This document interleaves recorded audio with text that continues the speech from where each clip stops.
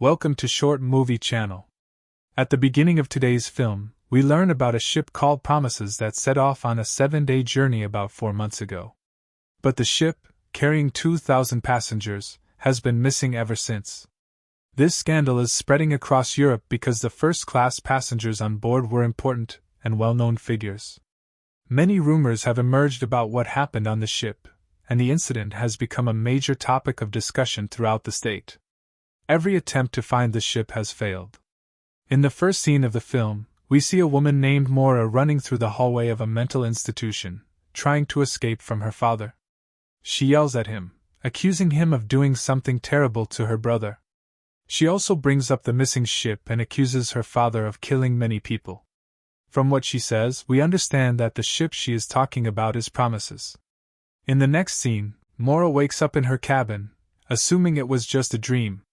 But when she looks at her hand, she sees marks that prove she was in a sanatorium. She tries to recall what happened, but her memory is hazy, as if someone erased the past few months from her mind.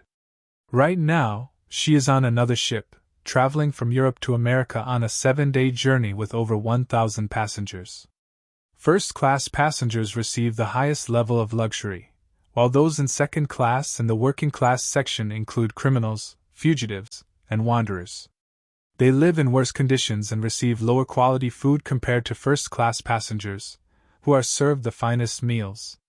What no one knows is that every passenger on this ship has a secret. Maura is among the first-class travelers, and she boarded the ship after receiving a letter a few days ago from her brother. In the letter, he asked her to come to New York, claiming that he knew what their father had done. This is the reason Maura is on the ship, despite her poor health and unstable mental state.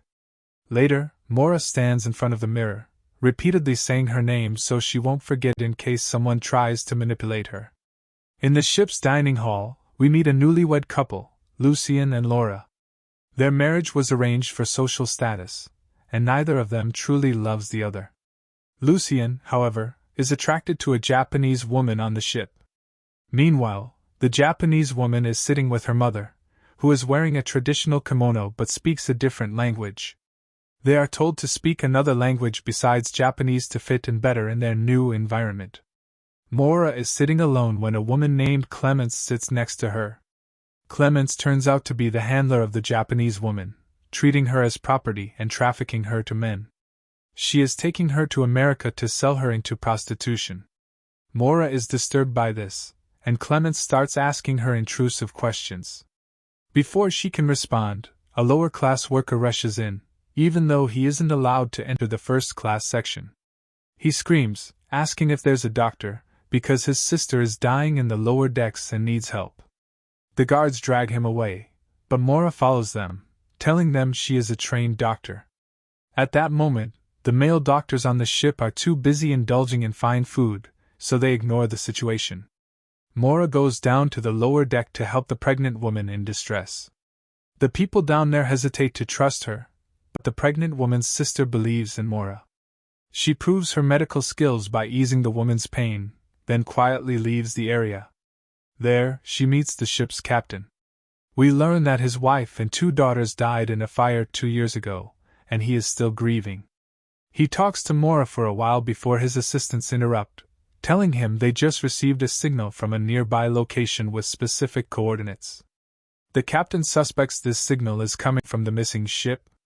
Determined to investigate, he disregards the passengers' concerns and changes the ship's course.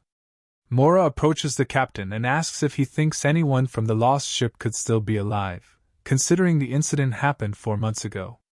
The captain knows the chances are slim, but he holds onto a small hope that someone survived. Meanwhile, the ship's crew prepares to distribute food and supplies in case they find any survivors. After Maura walks away, the captain finds a letter, and it looks exactly like the one her brother sent her. But this time, the letter comes from someone named Ale. A little while later, the captain explains the situation to the first-class passengers and tells them that he's going to change the ship's course to head toward the coordinates he received. Most of the passengers aren't happy with his decision, but the captain stands firm.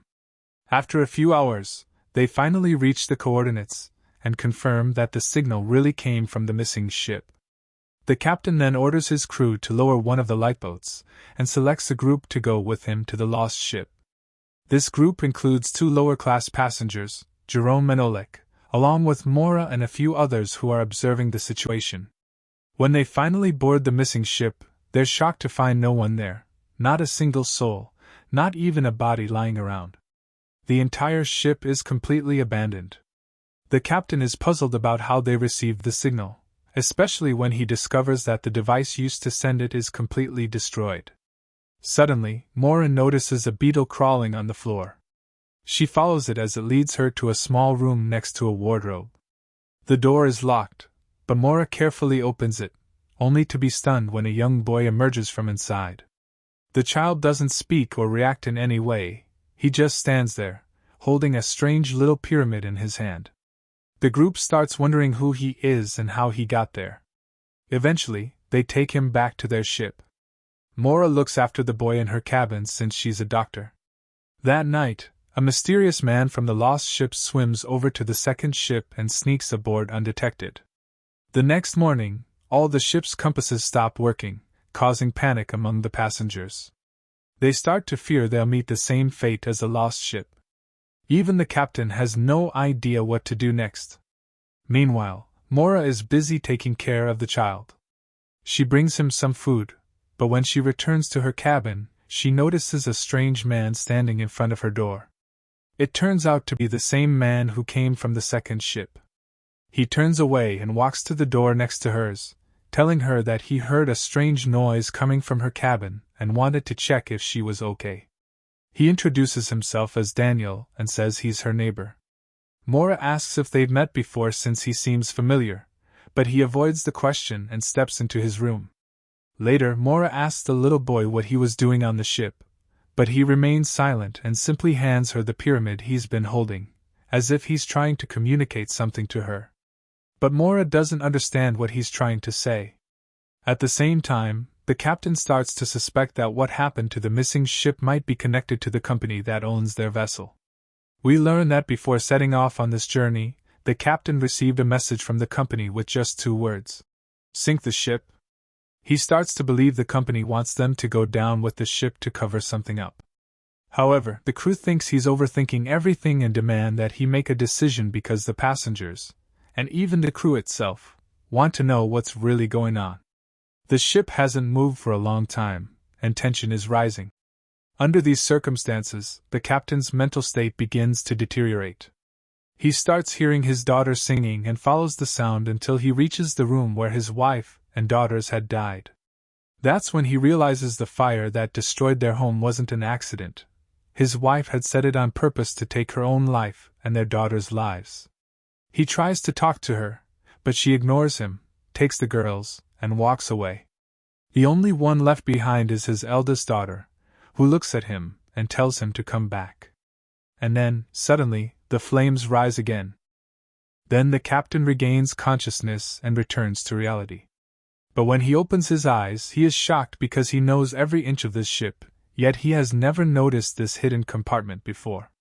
At that moment, he decides to take the lost ship toward the shore no matter what. And since they need a lot of coal to move the ship toward America, they are forced to return to England. Meanwhile, a woman notices a tattoo on the child's back that resembles the symbol on the letter she received.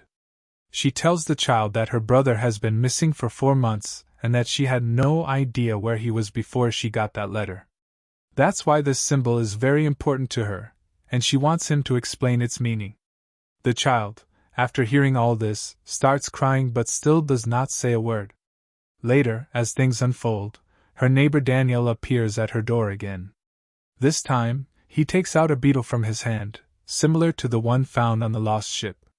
The beetle moves along the corridor, and a little girl from the lower-class passengers sees it and follows it. She accidentally bumps into Daniel, who apologizes to her. At this moment, the scene cuts.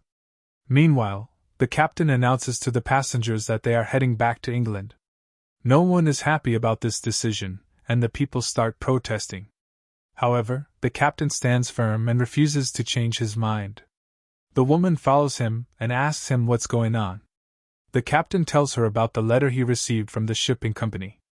He also assumes that he and the woman were brought onto this ship for a specific reason, especially after learning that she, too, received a letter. A while later, they discover the dead body of the little girl and call the doctor to determine the cause of death. After examining her, the doctor states that she died of natural causes and that she had been sick. However, the woman doubts his diagnosis, but the doctor dismisses her suspicions mockingly. Suddenly, the crew calls the captain to check on the thick fog surrounding them. Up until now, they had been using the sun to determine their direction, but with the fog covering everything, navigating becomes much more difficult. The captain returns to his cabin with the woman and shows her a piece of his daughter's ribbon, explaining that he found it on the lost ship. He is convinced that his family was on that ship, even though they had died a long time ago. Later, he and the woman decide to go back to the lost ship to search for documents and understand what happened there. They take a lifeboat, but the security chief stops them, unhappy with the captain's decision to return to England. He believes that the captain's obsession with the lost ship will lead them all to disaster. However, the captain ignores him and continues with his plan. After he leaves, the security chief and the second-in-command conspire to turn the passengers against the captain. The security chief goes to the lower-class passengers, tells them about the little girl's death, and incites them to rebel against the captain. Since the lower-class passengers don't have the money to book another voyage, they don't want to go back to England. Soon after, 3 more people are found dead on the ship, having died in the same mysterious way as the little girl. This enrages the passengers, and they prepare to demand their rights. Meanwhile, the woman and the captain arrive at the lost ship and enter a cabin where they find that all the official documents have been burned. However, the captain notices one piece of paper that hasn't been destroyed. It's a list of passengers who were on board. They also find a strange electrical panel connected to the wall. The captain tells her that this was added to the ship about a year ago and was supposedly designed to measure steam pressure. However, he realizes that it serves no real purpose, which means it must have been placed there for another reason. He becomes concerned for his passengers' safety because his own ship has a similar panel. This strengthens his suspicion that the shipping company is involved with the lost ship and the deaths of the passengers. Even more shocking, the captain finds the woman's name on the list of passengers from the lost ship. Later, we see the Japanese girl standing by the ocean, staring into the water, when Lucien approaches her and tries to talk to her. But the girl keeps avoiding him and staying away. However, Aya notices this and goes to Lucien, offering to send the girl to spend the night with him in exchange for money. After a while, Aya looks at the girl to make sure she's clean, only to discover that she's still a virgin. We then learn that her mother used to work in a brothel. One day, the best woman in the place got an opportunity to work outside for a better life. The other women got jealous, so they killed her and took her spot on the ship. The Japanese girl knew what they did was wrong, but she bowed to Aya's feet and obeyed her orders to spend the night with Lucien. That night, Lucien lies to his wife, telling her he'll sleep in a different room. We see that he refuses to take his medicine, and because of that, when he goes to the Japanese girl, he has a seizure. We find out that Lucien takes the medication to prevent seizures, but when he does, it makes his body feel exhausted. When they return to the ship, the captain looks at the paper with the names again and is shocked when he confirms that the name on it is really Mora. That means she had also been on a ship before. He has no explanation for what's happening, nor does he understand how she came back or what secret she's hiding. In the next scene, Daniel watches Mora and asks her how she feels about the captain. Mora finds the question strange, but she tells him that she trusts him with her life because he has been through so much and would never abandon his passengers. Meanwhile, the people on the ship start gathering their weapons, planning to take over the ship and head to America. On the other side, we see the captain trying to use something on the other ship, but then 3 of his assistants are tied up and locked in a room. Then, the head guard notices that the compass has started working again. When he checks their location, he is shocked to find that they are in the exact same place they were 3 days ago. Even the highest-ranking crew member has no explanation for what's happening, because they had been moving for a long time from where they were last. At that moment, the people on the ship confront the crew, demanding to know why passengers keep dying. Out of fear, one of the crew members tells them everything that happened on the ship since they received a signal from the missing ship. When the people find out that it all started after they rescued the boy, they blame him for the deaths, assuming he brought a disease. So, they go looking for him to kill him. First, they break into Mora's room, but it's empty. After searching and confirming that the boy isn't there, they lock Mora inside the room and continue searching elsewhere. Mora, sitting and thinking about the boy, worried for him, suddenly hears a rustling noise from under the bed. She moves it to check and finds a hidden compartment underneath, just like the one in the captain's room. The boy emerges from the hiding place, and Mora reassures him. Meanwhile, the riders lock the first-class passengers in their rooms. Mora tries to open the lock on her door but fails. The boy, seeing her struggle, takes out a beetle from the pyramid he carries, and the beetle unlocks the door from the outside. Mora is stunned by what just happened, but there's no time to think. They rush toward the lifeboat, where they find the captain and his assistants. We discover that the captain escaped from his locked room through the air vents. Now, the group plans to flee in the lifeboat. Mora tries to go with them, but the captain hesitates after seeing her name on the missing ship's passenger list. Before they can board the lifeboat, the riders arrive, grabbing the young boy to kill him. It's raining heavily outside as the people prepare to execute the boy, but he doesn't show any fear, almost as if he's accepted his fate. Just as they are about to kill him, the captain and his assistants intervene, fighting off the riders. Many people are injured in the chaos. Mora tries to reach the boy, but a woman grabs him and throws him off the ship just before Mora gets to him. Later, the captain's group treats their wounds in the cabin. Mora is still in shock and terrified after forming a connection with the boy during the time they spent together. Reaching his breaking point, the captain confronts Mora, telling her to stop pretending. He shows her the passenger list from the other ship. Mora is stunned because she doesn't remember ever boarding that ship.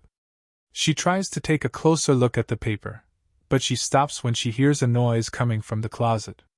Everyone watches in shock as the young boy emerges from inside, holding the strange pyramid, just like the one they found on the missing ship. The episode ends with him walking toward Mora and hugging her. If you want to know what happens next, leave us a comment so we can summarize the second part for you. And don't forget to like the video and subscribe to the channel.